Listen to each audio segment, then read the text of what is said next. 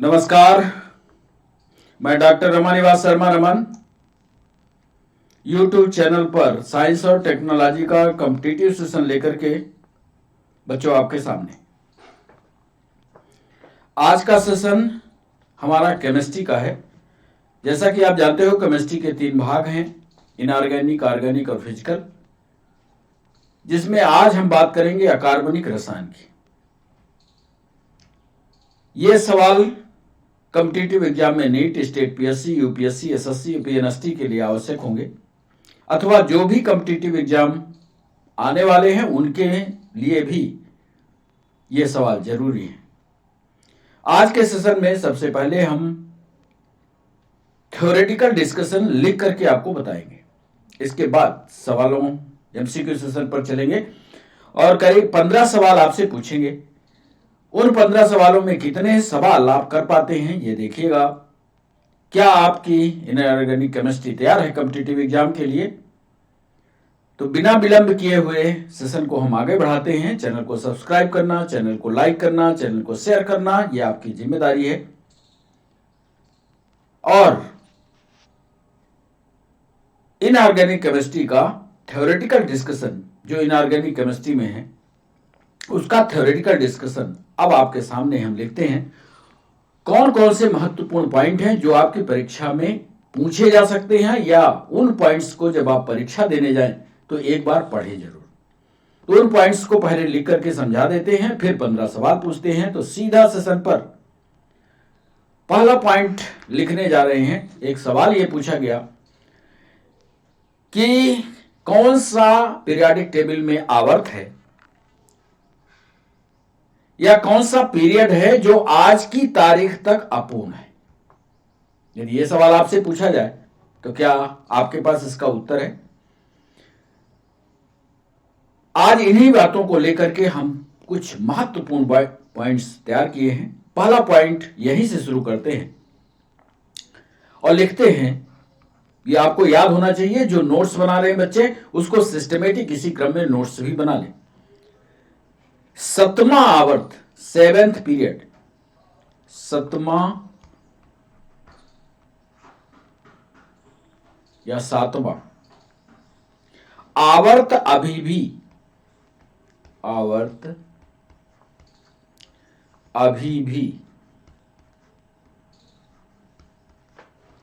है। 7वां आवर्त अभी भी अपूर्ण है, इनकम्प्लीट है। यह ध्यान रखिएगा। कारण क्या है, क्यों अपूर्ण है? 7वें आवर्त में कौन से तत्व हैं, यह आपको खोजना है। क्यों? सवाल का सीधा जवाब हमने दिया कि 7वां आवर्त अभी भी अपूर्ण है। दूसरा महत्वपूर्ण पॉइंट लिख रहे हैं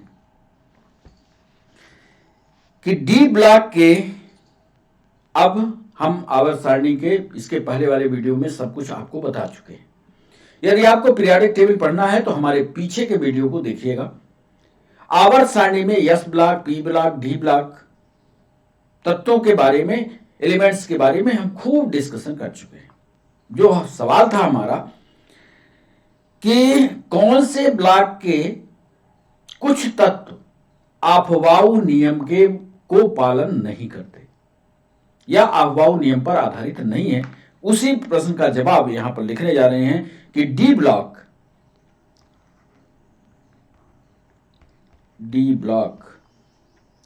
के कुछ तत्व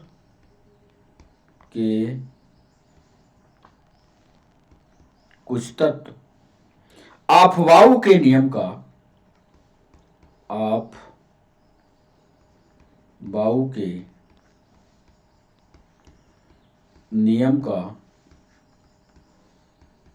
पालन नहीं करते। अब ये आपकी जिम्मेदारी है। आपको थ्योरी पढ़ना सिखा रहे हैं। जब आप इनऑर्गेनिक केमिस्ट्री में पीरियोडिक टेबल को खोलिएगा, तत्वों के बारे में पढ़िएगा, उनकी प्रॉपर्टीज के बारे में पढ़िएगा, तो ये देखिएगा कि डी ब्लॉक के वो कौन कौन से तत्व हैं जो अफबाऊ के नियम का पालन नहीं करते। सबसे पहले तो अफबाऊ का नियम पढ़िए, फिर इसके बाद कौन कौन से ऐसे तत्व हैं जो अफबाऊ के नियम का पालन नहीं करते। तीसरा एक महत्वपूर्ण पॉइंट जिस पर सवाल पूछा गया, शीतलीकरण में फ्रीजिंग स्टेट में, शीतली जब किसी चीज को शीतल किया जाए, ठंडा किया जाए। ये सवाल का उत्तर कैसे हम दे रहे हैं ये देखिएगा कि शीतलीकरण में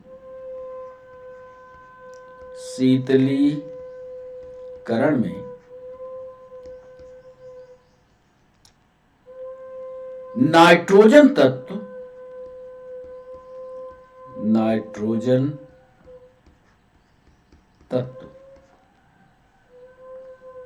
का ऑक्साइड होता है।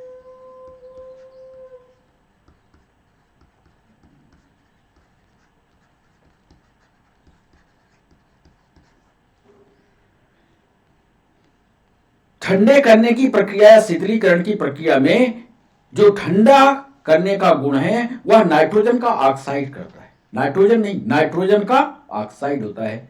कैसे होता है यह प्रक्रिया आपको अपने से पढ़नी है। चौथा महत्वपूर्ण सवाल, जो मॉडर्न पीरियोडिक टेबल है, इस पर मध्य प्रदेश पीएससी ने सवाल पूछा कि मॉडर्न पीरियोडिक टेबल किस आधार पर बनाई गई।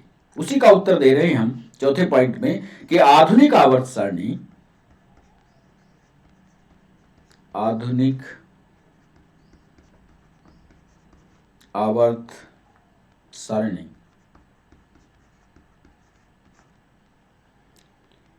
का आधार परमाणु क्रमांक है। ये भी आप जानते हैं कि जो वर्तमान आवर्त सारणी तय की गई, हालांकि इसके पहले मेंडलीफ ने और पुरानी जो आवर्त सारणियां थी सब परमाणु भार पर, एटॉमिक वेट पर आधारित थी, लेकिन आधुनिक आवर्त सारणी का आधार जो है वो परमाणु क्रमांक यानी एटॉमिक नंबर है। पांचवा इंपॉर्टेंट पॉइंट जो परीक्षा में पूछा गया कि प्रकृति में उपलब्ध अंतिम तत्व कौन सा है। प्रकृति में उपलब्ध अंतिम तत्व कौन सा है, वही हम लिखने जा रहे हैं कि प्रकृति में उपलब्ध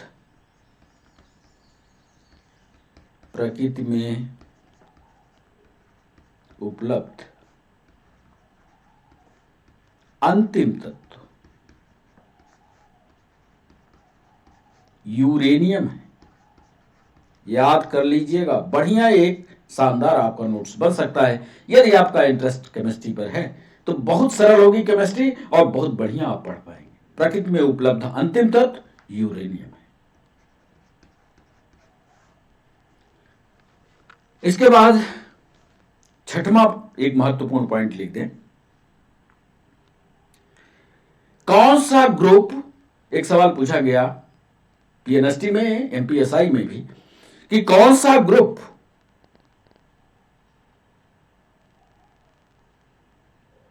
रेडियो सक्रिय समूह कहलाता है। आवर्त सारणी का कौन सा ग्रुप रेडियो सक्रिय ग्रुप कहलाता है। सवालों को भी आप नोट करिए। छठवां पॉइंट हम लिखे दे रहे हैं कि तत्वों का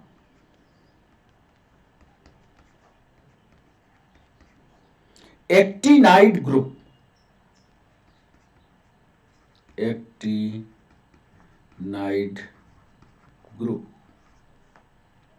रेडियो सक्रिय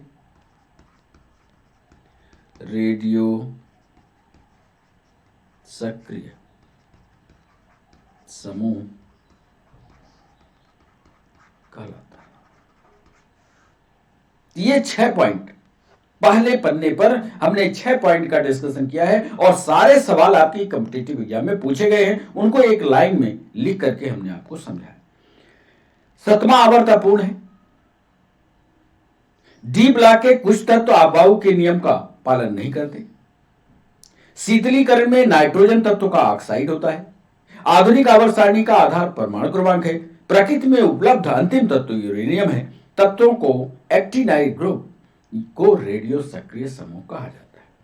एक बार ना भी आप समझोगे, एक बार जो नोट्स हम आपको दे रहे हैं एक बार पढ़ भर लोगे, तब कभी कॉम्पिटिटिव एग्जाम में वो सवाल आया तो जरूर करो। 7वां महत्वपूर्ण पॉइंट, ऐसे तत्व का नाम बताइए जो अभी खोजा गया हो, नया तत्व खोजा गया हो। क्या आपको पता है? 7वें पॉइंट में उसी बात को लिख रहे हैं। 7वां पॉइंट देखिएगा, यूनोटियम, पहले लिख लीजिए, यू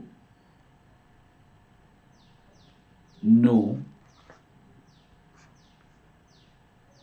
नो यूनोनो टीएम। यदि इसका संकेत देखा जाए तो यह होता है U0। खोजा गया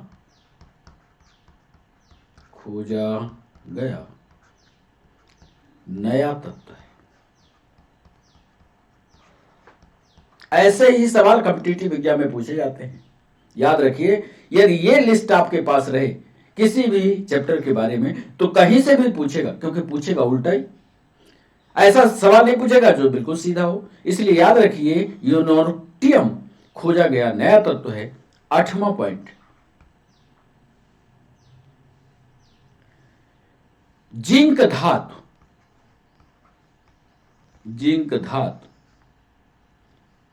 एसिड एवं एल्कली, अम्ल तथा क्षार के साथ क्रिया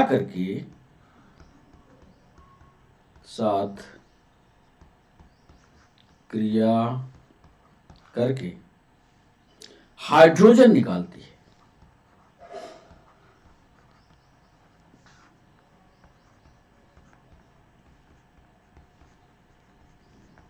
जब जिंक या तो एसिड से करे या बेस से करे, अम्ल से करे या एल्कली से करे, जब भी वो क्रिया करेगी हाइड्रोजन गैस जरूर बनेगी। ये भी सवाल पूछा गया। 9वां पॉइंट,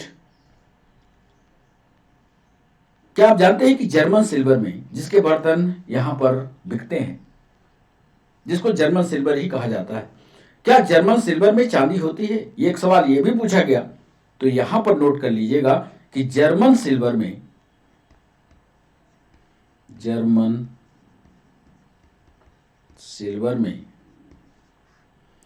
चांदी की मात्रा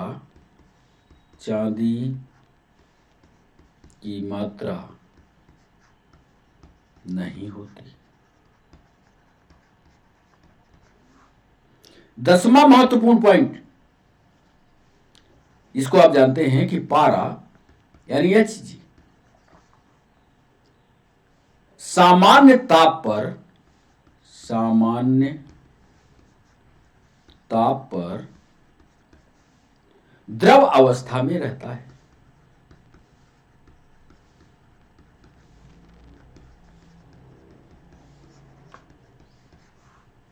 ग्यारहवां पॉइंट, स्टील किसको कहते हैं? स्टील किन तत्वों का कॉम्बिनेशन है? एक सवाल ये भी पूछा गया, उसका भी लिख देते हैं कि स्टील मुख्यतया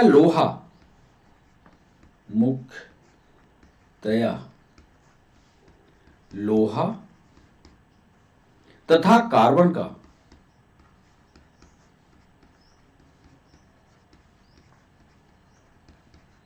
मिश्रण है। और आज के सेशन का एक अंतिम पॉइंट, इसको बच्चों इनऑर्गेनिक केमिस्ट्री पर हम 3 पार्ट भी लाएंगे और कोशिश करेंगे कि हर चैप्टर पर शुरुआत में थ्योरी आपको पता है। स्टील मुख्यतः लोहा तथा कार्बन का मिश्रण है। और 12वां पॉइंट लिख करके इसके आगे के पॉइंट को अगले सेशन में, जब दूसरा वीडियो बनाएंगे तो उस सेशन में शामिल करेंगे। 12वां पॉइंट हम लिखने जा रहे हैं कि बॉक्साइट, नाम सुना होगा आपने, बॉक्साइट एल्यूमिनियम धातु का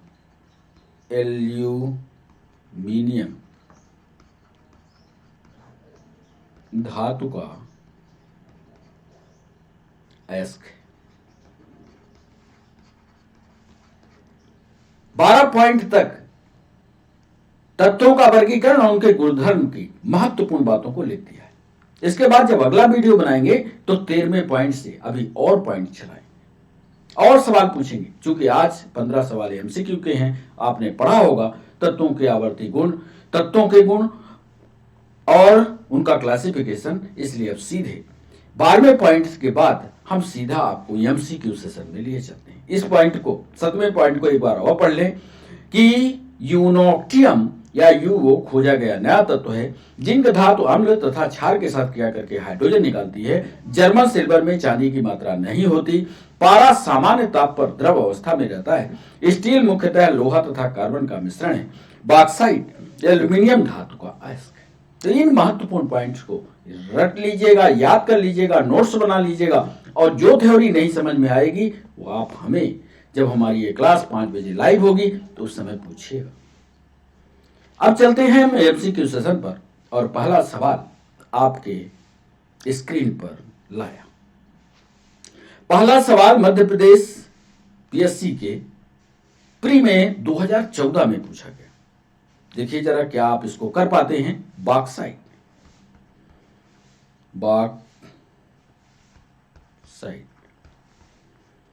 किसकी कच्ची धातु है? किसकी कच्ची धातु है?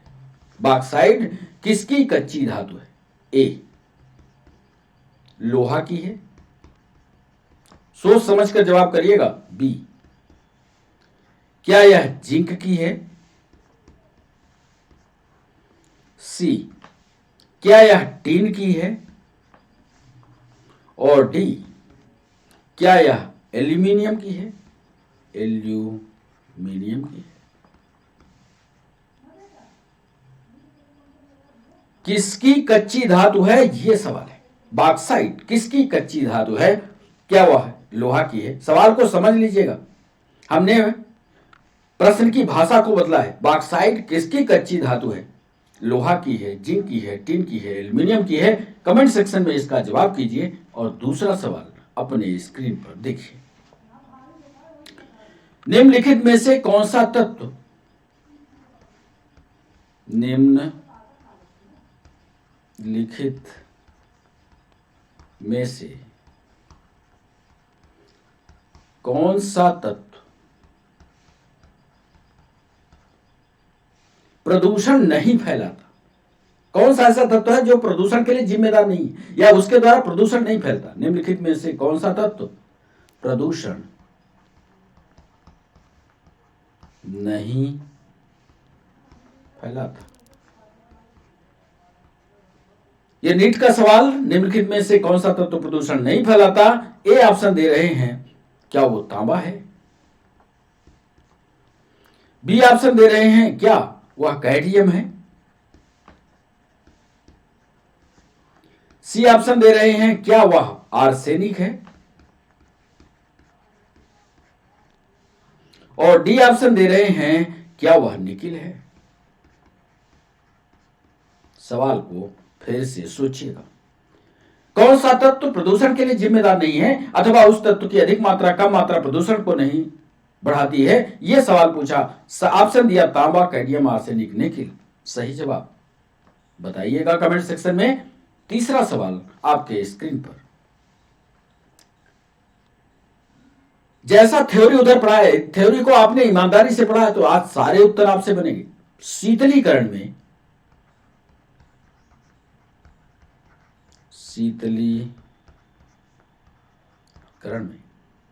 निम्नलिखित में से कौन सा तत्व, निम्नलिखित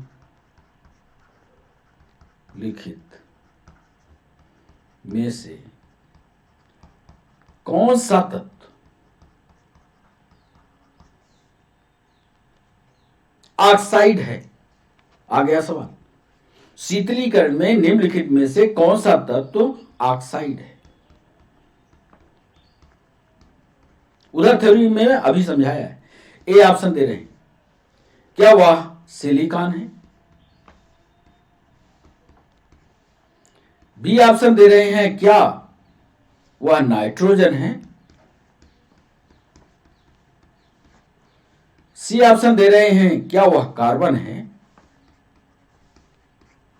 और डी ऑप्शन दे रहे हैं, क्या वह फास्फोरस है?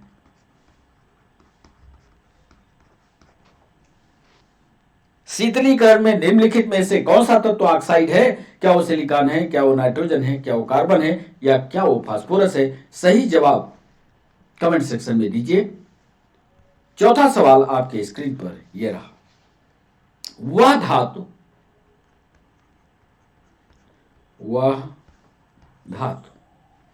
जो एसिड तथा एल्कली, वह धातु जो अम्ल और क्षार से क्रिया करके एल्कली के साथ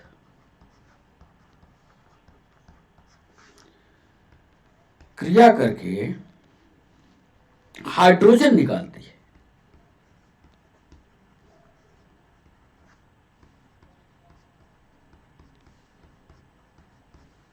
अभी इसकी थ्योरेटिकल डिस्कशन इसके पहले किया है। वह धातु जो एसिड और एल्कली के साथ क्रिया करके हाइड्रोजन निकालेगी। सही जवाब बताइएगा। ये सवाल मध्य प्रदेश पीएससी में 2009 में पूछा गया था। ए, क्या वो जिंक है? बी, क्या वह सोडियम है? सी ऑप्शन, क्या वह पोटेशियम है? और डी ऑप्शन, क्या वह कैल्शियम है? ऐसी धातु का नाम बताना है जो अम्ल के साथ और क्षार के साथ क्रिया करके हाइड्रोजन का निर्माण करती है। वो धातु कौन सी हो सकती है? क्या वो जिंक है, क्या वो सोडियम है, क्या वो पोटेशियम है, क्या वो कैल्शियम है? 5वां सवाल आपके स्क्रीन पर, स्टेनलेस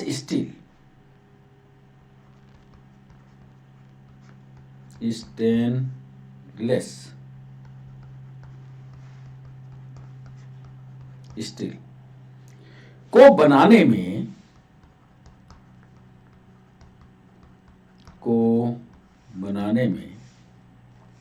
लोहे के साथ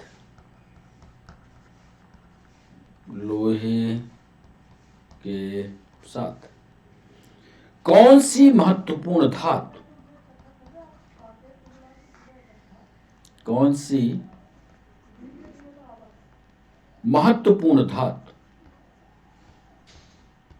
महत्वपूर्ण धातु का प्रयोग किया जाता है? स्टेनलेस स्टील को बनाने में एक तो पक्का है कि लोहा होगा। लोहे के साथ कौन सी एक इंपॉर्टेंट धातु है जिसका उपयोग किया जाता है? 5वां सवाल ये पूछा। ए ऑप्शन दे रहे हैं, क्या वह एल्यूमिनियम है? बी ऑप्शन दे रहे हैं, क्या वह क्रोमियम है? सी ऑप्शन दे रहे हैं, क्या वह टिन है? और डी ऑप्शन दे रहे हैं, क्या वह कार्बन है? यह सवाल भी मध्य प्रदेश पीएससी की प्री में 2009 में पूछा गया। स्टेनलेस स्टील को बनाने में लोहे के साथ कौन सी महत्वपूर्ण धातु का इस्तेमाल किया जाता है? यह सवाल आपको बताना है। क्या वो एल्यूमिनियम है, क्या वो क्रोमियम है, क्या वो टिन है, या क्या वो कार्बन है? 6वां सवाल, निम्नलिखित में से कौन सा विकल्प निम्नलिखित में से कौन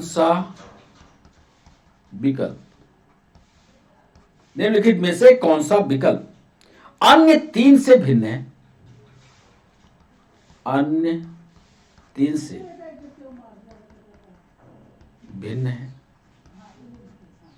निम्नलिखित में से कौन सा विकल्प या जो ऑप्शन दे रहे हैं वो पहले वाले से अलग है? यह सवाल हमने पूछा तो ए ऑप्शन दे रहे हैं हेमेटाइट। अयस्क का नाम है हेमेटाइट। बी ऑप्शन दे रहे हैं मैग्नेटाइट।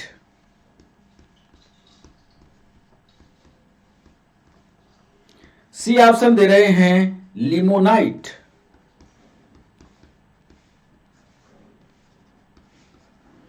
और डी ऑप्शन दे रहे हैं बॉक्साइट।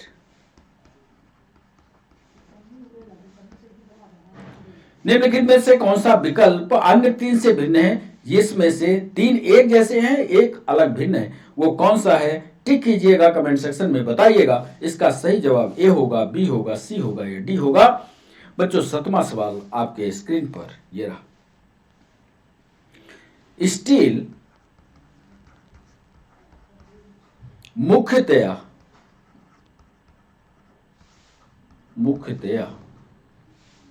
एक मिश्रण है।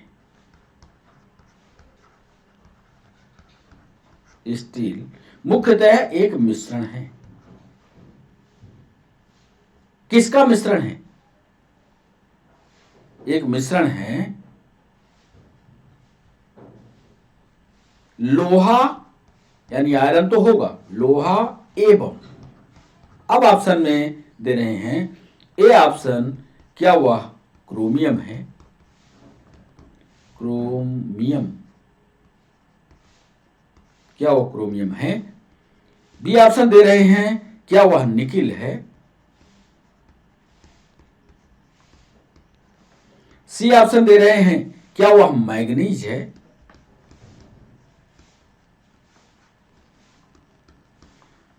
और डी ऑप्शन दे रहे हैं क्या वह कार्बन है?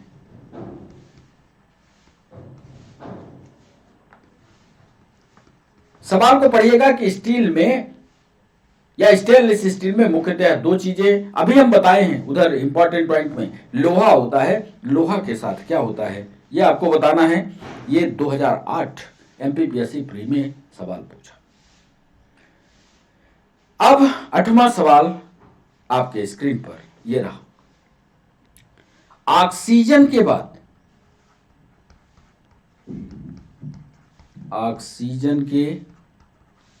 बाद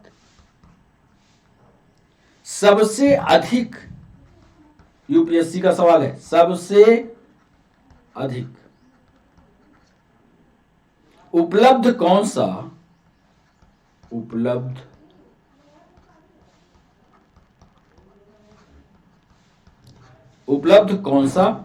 मूल तत्व है?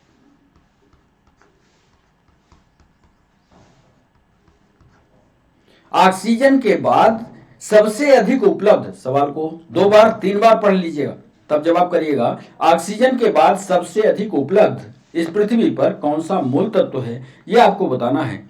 ए ऑप्शन दे रहे हैं क्या वह सिलिकॉन है?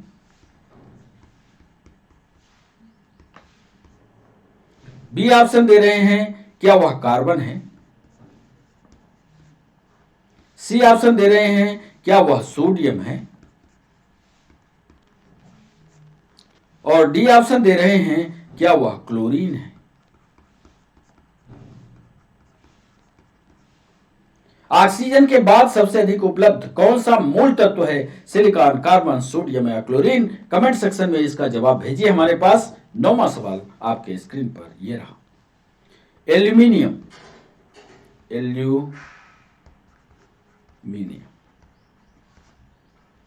बनाने के लिए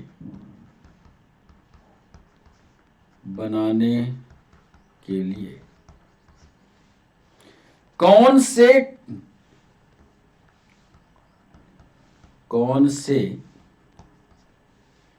मुख्य खनिज का प्रयोग होता है? मुख्य खनिज माने और, मुख्य खनिज का प्रयोग होता है।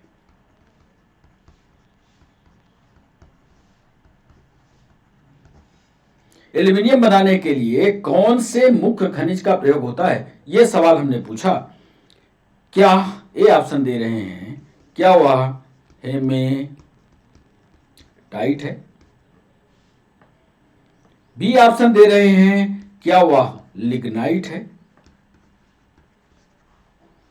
सी ऑप्शन दे रहे हैं क्या वह बॉक्साइट है?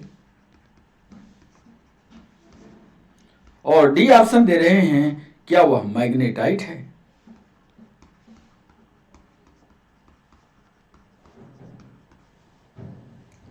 एल्यूमिनियम बनाने के लिए कौन से मुख्य खनिज का प्रयोग होता है? क्या वह हेमेटाइट है, क्या वह लिग्नाइट है, क्या वह बॉक्साइट है या क्या वह मैग्नेटाइट है?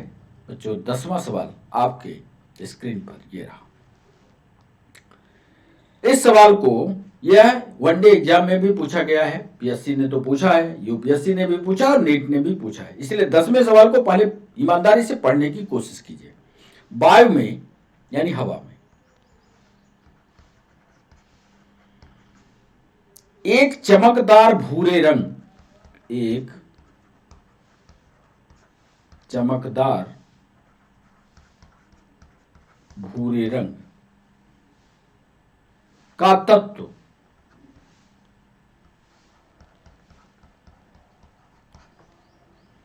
जिसका नाम यक्स है, गर्म होने पर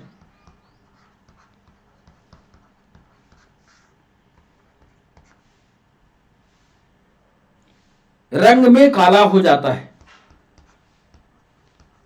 देखिए यहां चमकदार था और यह भूरे रंग का था, तो जब गर्म किया गया तो रंग में काला हो जाता है।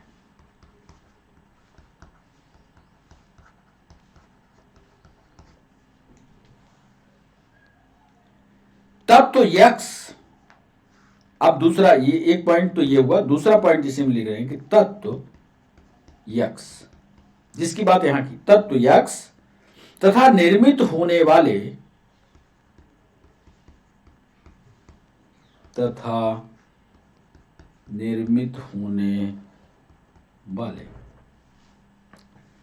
काले रंग के यौगिक का नाम बताइए। काले रंग के यौगिक का नाम बताइए। सोच समझ कर जवाब कीजिएगा। फिर से एक बार सवाल पढ़िए। वायु में एक चमकदार भूरे रंग का तत्व है, यक्स गर्म होने पर काला पड़ा, तत्व यक्स द्वारा यक्स तथा निर्मित काले रंग को जो यौगिक बना उसका नाम बताइए। ये ऑप्शन दे रहे हैं। यहां पर यक्स जो है वो कॉपर है और जो काले रंग का यौगिक बना वो है कॉपर ऑक्साइड Cu2O। क्या ये? दूसरा ऑप्शन दे रहे हैं, यक्स जो है वो कॉपर है और जो यौगिक बन रहा है वो काले रंग का जो यौगिक बन रहा है वो CuO है। तीसरा ऑप्शन दे रहे हैं, क्या यक्स चांदी या Ag है और काले रंग का जो यौगिक है वो AgO है, सिल्वर ऑक्साइड है, AgO है। और डी ऑप्शन दे रहे हैं कि यक्स जो है वो आयरन है और जो काले रंग का यौगिक उसके साथ बना क्या वह फेरस ऑक्साइड है।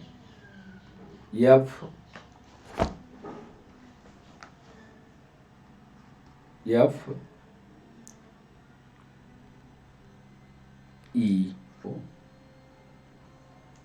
सवाल को पढ़िएगा। वायु में एक चमकदार भूरे रंग का तत्व है, यक्स गर्म होने पर काले में परिवर्तित होता है, तब तो यक्स तथा निर्मित होने वाले काले रंग के यौगिक का नाम बताना है। क्या यक्स कॉपर है? काले रंग का यौगिक Cu2 है। केमिकल फार्मूला पर भी नजर बनाइएगा। यक्स कॉपर है, काले रंग का यौगिक CuO है, 2 हट गया। यक्स Ag है, काले रंग का यौगिक AgO है। यक्स Fe, क्या काले रंग का यौगिक FeO है? सही जवाब कमेंट सेक्शन में दीजिएगा। 11वां सवाल आपके स्क्रीन पर। चांदी के गहनों पर, चांदी के गहनों पर जमा सोने की एक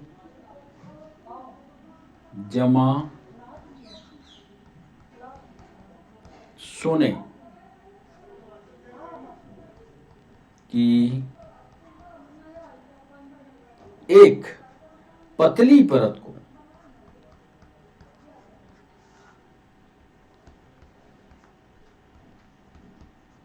चांदी के गहनों पर जमा होने की एक पतली परत को डैश डैश डैश, खाली स्थान छोड़ रहे हैं, डैश डैश डैश कहा जाता है।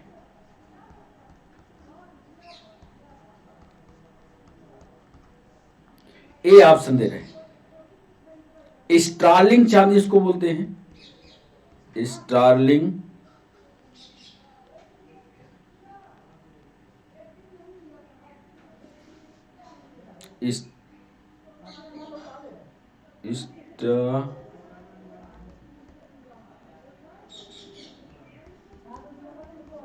चांदी। बी ऑप्शन दे रहे हैं, रजत मंडित है, रजत मंडित उसको बोलते हैं। सी ऑप्शन दे रहे हैं, क्या वह सोडियम लेपित है, सोडियम लेपित है। और डी ऑप्शन दे रहे हैं, क्या वह स्वर्ण लेपित है।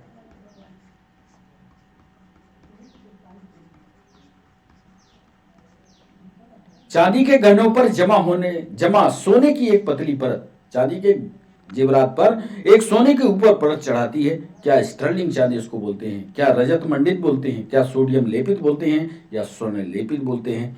यह सवाल वनडे एग्जाम में पीएनएसटी में भी आया है ये सवाल, कि ये 2016 में यह सवाल पूछा गया, तो चांदी के गहनों पर जमा होने की एक पतली परत को क्या कहा जाता है। इसको आपको बताना है कि वो स्टार्लिंग चांदी है, रजत मंडित है, सोडियम लेपित है, या स्वर्ण लेपित है। यह आपको बताना है। बच्चों 12वां सवाल आपके स्क्रीन पर,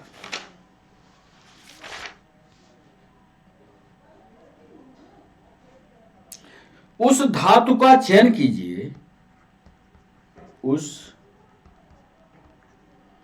धातु का चयन कीजिए जो आघात वर्धनीयता, जो आघात वर्धनीयता,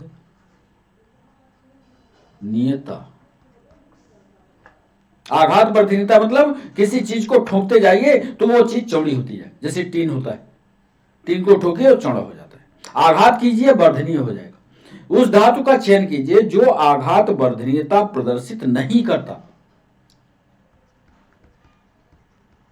प्रदर्शित नहीं करता। ऑप्शन देखिएगा। ए ऑप्शन दे रहे हैं, क्या वह शीशा है।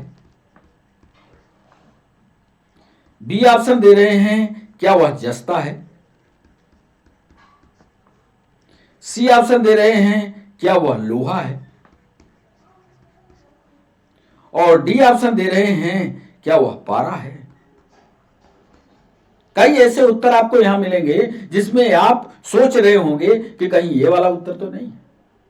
उस धातु का चयन कीजिए जो आघात वर्धनीयता प्रदर्शित नहीं करता, यानी तन्यता जिसको कहते हैं, तन्य हो जाए, चौड़ा हो जाए, आघात करने पर बड़ा हो जाए, वो प्रदर्शित नहीं करता। क्या वो शीशा हो सकता है, क्या वो जस्ता हो सकता है, क्या वो लोहा हो सकता है, क्या वो पारा हो सकता है।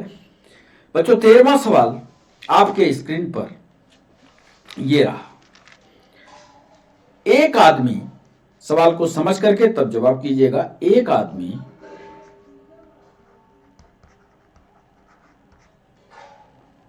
ने अपने लोहे के फाटक को, एक आदमी ने अपने लोहे के फाटक को, लोहे के फाटक को रंगा, मतलब पोत दिया। अब जब ये रंगाई करता है अपने लोहे के फाटक को, तो इसका उद्देश्य क्या है ये बताना है। उस आदमी का उद्देश्य था। क्या उद्देश्य था? जंग से उसे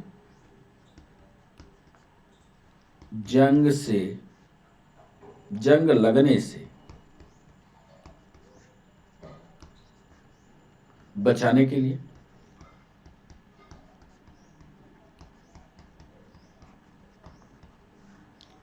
बी ऑप्शन दे रहे हैं उसे धूप से बचाने के लिए।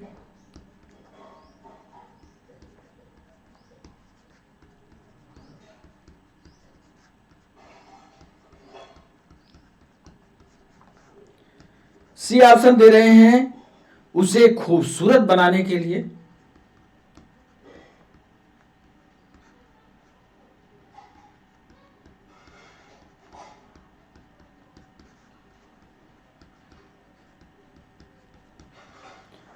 और डी ऑप्शन दे रहे हैं उसे धूल मुक्त करने के लिए। उसे धूल मुक्त।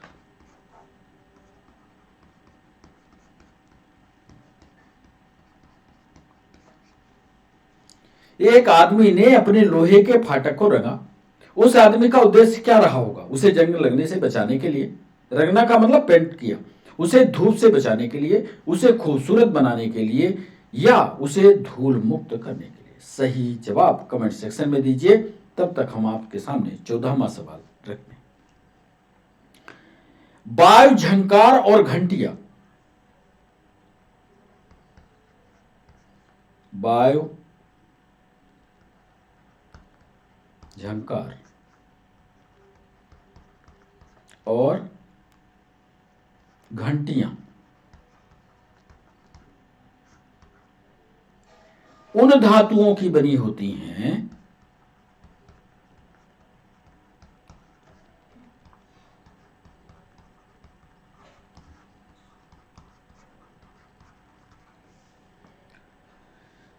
वायु झंकार और घंटियां उन धातुओं की बनी होती हैं जो यह प्रदर्शित करती है।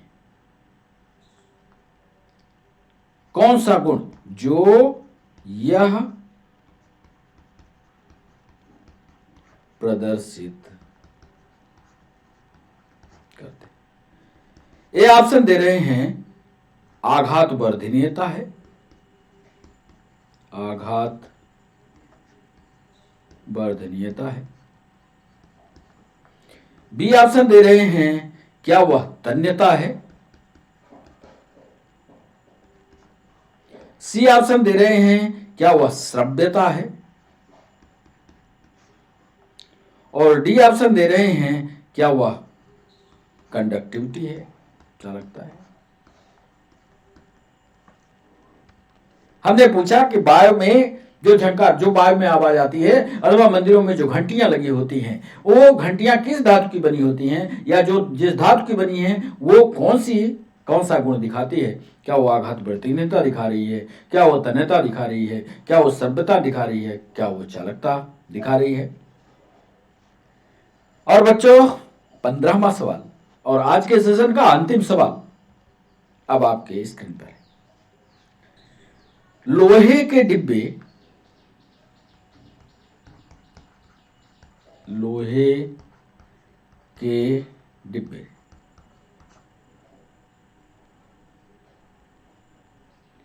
ध्यान से इस प्रश्न का जवाब नीट में पूछा गया, पीएनएसटी में भी यह सवाल है।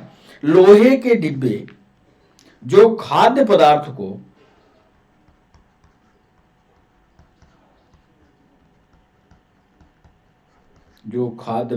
को प्रिजर्व करते हैं, परिरक्षित रखने में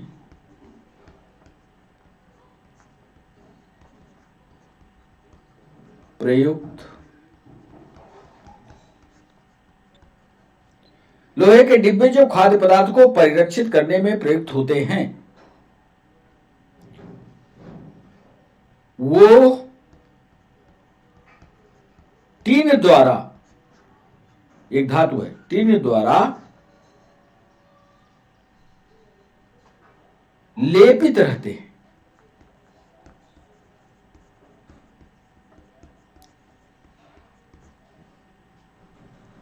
परिरक्षित करने वाला उसको रखने में प्रयुक्त होते हैं। ये टिन के द्वारा उनको कवर किया जाता है। क्यों?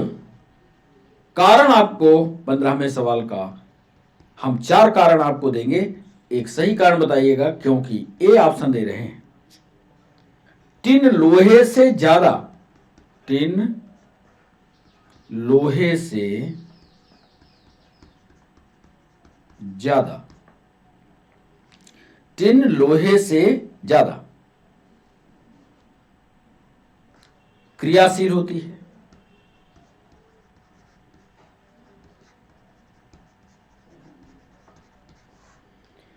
बी ऑप्शन दे रहे हैं टिन लोहे से कम क्रियाशील होती है।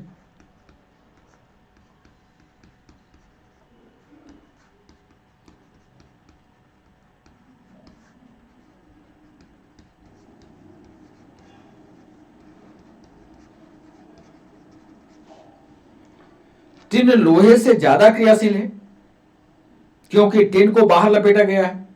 टिन लोहे से ज्यादा क्रियाशील है, टिन लोहे से कम क्रियाशील है। और सी ऑप्शन दे रहे हैं टिन लोहे से सस्ती होती है, टिन लोहे से सस्ती होती है। और डी ऑप्शन दे रहे हैं टिन आसानी से, टिन आसानी से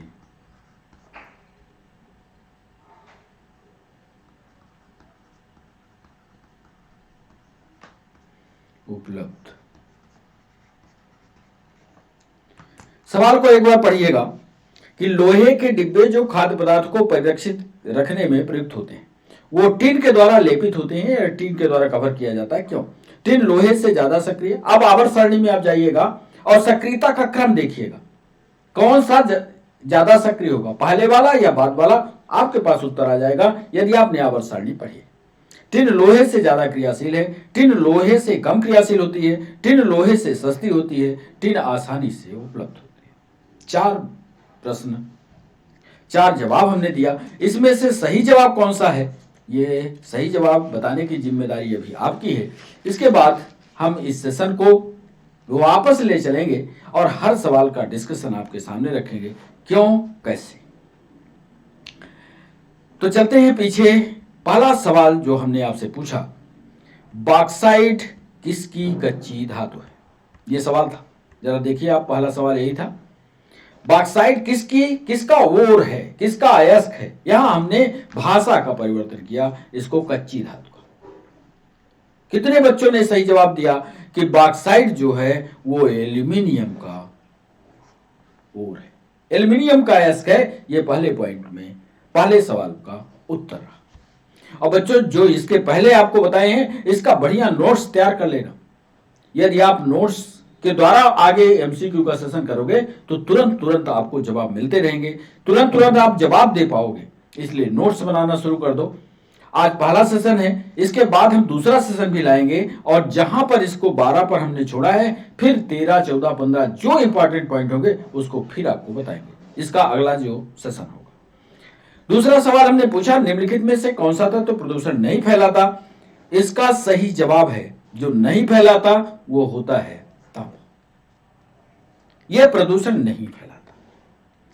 तीसरा सवाल हमने पूछा कि शीतलीकरण में निम्नलिखित में से कौन सा तत्व ऑक्साइड है, और इसको पहले ही हम थ्योरी के सेशन में डिस्कस किए थे। और आपको याद दिला दें कि शीतलीकरण में निम्नलिखित में से कौन सा तत्व ऑक्साइड है, ऑक्साइड वो नाइट्रोजन है। चौथा सवाल हमने पूछा, वह धातु जो एसिड तथा एल्कली के साथ क्रिया करके हाइड्रोजन निकालती है, यह भी हमने थ्योरेटिकल डिस्कशन में आपको बताया। और बताया कि जिंक चाहे एल्कली से करे या एसिड से करे वो हाइड्रोजन गैस ही बनाएगी। ये चौथा सवाल था। स्टेनलेस स्टील को बनाने में लोहे के साथ कौन सी महत्वपूर्ण धातु का प्रयोग किया जाता है, यह सवाल पूछा हमने 5वें सवाल पर, और वो उसका भी थ्योरेटिकल डिस्कशन उधर किया है, और ये धातु होती है क्रोमियम।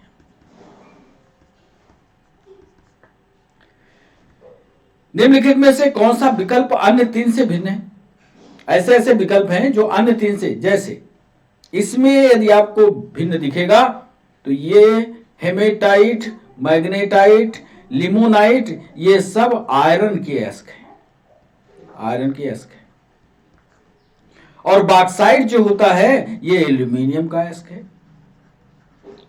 तो इसमें से हमने सवाल पूछा था कि निम्नलिखित में से कौन सा विकल्प अन्य तीन से भिन्न है, तो अन्य तीन से भिन्न बॉक्साइट है। 7वां सवाल आपके स्क्रीन पर, स्टील मुख्यतः एक मिश्रण है लोहा, और इधर स्टेनलेस स्टील के बारे में थ्योरेटिकल डिस्कशन में हमने आपको बताया लोहा और कार्बन कुल मिलाकर के स्टेनलेस स्टील का निर्माण करते हैं, इसलिए डी ऑप्शन सही होगा।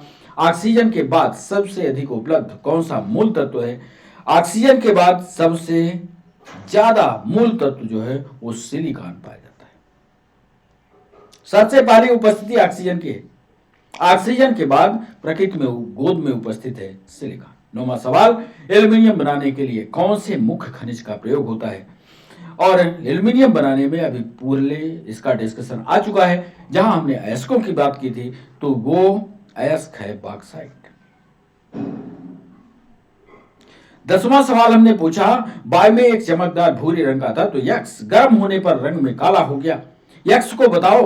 और काले रंग का जो यौगिक बना वो क्या होगा? यदि कोई चमकदार भूरे रंग की रखी गई तो यहां पर यक्ष जो है वो कॉपर होगा और काले रंग का क्यूप्रिक ऑक्साइड, कॉपर ऑक्साइड। ये गलत है। 10वें सवाल में कॉपर होगा और CuO जो काले रंग का होता है वो होता है CuO, याद कर लीजिए। वायु में चमकदार भूरे रंग का तत्व यक्ष गर्म होने पर रंग में काला हो गया, तत्व यक्ष तरह निर्मित होने वाले काले रंग के यौगिक का नाम CuO होगा। चांदी के गन्नों पर जमा सोने की एक पतली परत को क्या कहा जाता है? 11वां सवाल हमने पूछा, और ये स्वर्ण लेपित कहा जाता है, गोल्डन कवरिंग, स्वर्ण लेपित इसको कहा जाता है। कई बच्चों ने सेशन में गड़बड़ जवाब किए होंगे। स्टालिंग शाही, रंजत मंडी, सोडियम लेपित, स्वर्ण लेपित, याद रखिएगा चांदी के घनों पर जमा होने वाली एक पतली परत को स्वर्ण लेपित कहा जाता है।